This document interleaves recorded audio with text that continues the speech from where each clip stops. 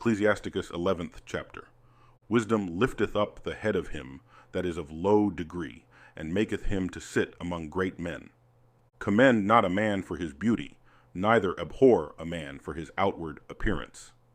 The bee is little among such as fly, but her fruit is the chief of sweet things. Boast not of thy clothing and raiment, and exalt not thyself in the day of honor. For the works of the Lord are wonderful, and his works among men are hidden. Many kings have sat down upon the ground, and one that was never thought of hath worn the crown. Many mighty men have been greatly disgraced, and the honorable delivered into other men's hands. Blame not before thou hast examined the truth. Understand first, and then rebuke. Answer not before thou hast heard the cause. Neither interrupt men in the midst of their talk. Strive not in a matter that concerneth thee not, and sit not in judgment with sinners. My son, meddle not with many matters, for if thou meddle much, thou shalt not be innocent, and if thou follow after, thou shalt not obtain, neither shalt thou escape by fleeing. There is one that laboreth, and taketh pains, and maketh haste, and is so much the more behind. Again, there is another that is slow, and hath need of help, wanting ability, and full of poverty. Yet the eye of the Lord looked upon him for good, and set him up from his low estate, and lifted up his head from misery, so that many that saw it marveled at him. Prosperity and adversity, life and death, poverty and riches come of the Lord. Wisdom, knowledge, and understanding of the law are of the Lord. Love and the way of good works are from him. Error and darkness had their beginning together with sinners, and evil shall wax old with them that glory therein. The gift of the Lord remaineth with the godly, and his favor bringeth prosperity forever. There is that waxeth rich by his wariness and pinching, and this is the portion of his reward.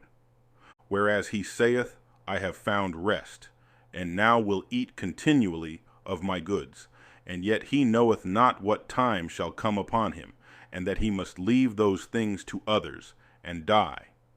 Be steadfast in thy covenant, and be conversant therein, and wax old in thy work. Marvel not at the works of sinners, but trust in the Lord, and abide in thy labor. For it is an easy thing in the sight of the Lord, on the sudden, to make a poor man rich. The blessing of the Lord is in the reward of the godly, and suddenly he maketh his blessing flourish. Say not, what profit is there of my service, and what good things shall I have hereafter? Again, say not, I have enough, and possess many things, and what evil shall I have hereafter? In the day of prosperity there is a forgetfulness of affliction, and in the day of affliction there is no more remembrance of prosperity. For it is an easy thing unto the Lord in the day of death to reward a man according to his ways. The affliction of an hour maketh a man forget pleasure, and in his end his deeds shall be discovered. Judge none blessed before his death, for a man shall be known in his children. Bring not every man into thine house, for the deceitful man hath many trains. Like as a partridge taken and kept in a cage, so is the heart of the proud, and like as a spy watcheth he for thy fall. For he lieth in wait, and turneth good into evil, and in things worthy praise will lay blame upon thee. Of a spark of fire a heap of coals is kindled, and a sinful man layeth wait for blood. Take heed of a mischievous man, for he worketh wickedness, lest he bring upon thee a perpetual blot. Receive a stranger into thine house, and he will disturb thee, and turn thee out of thine own.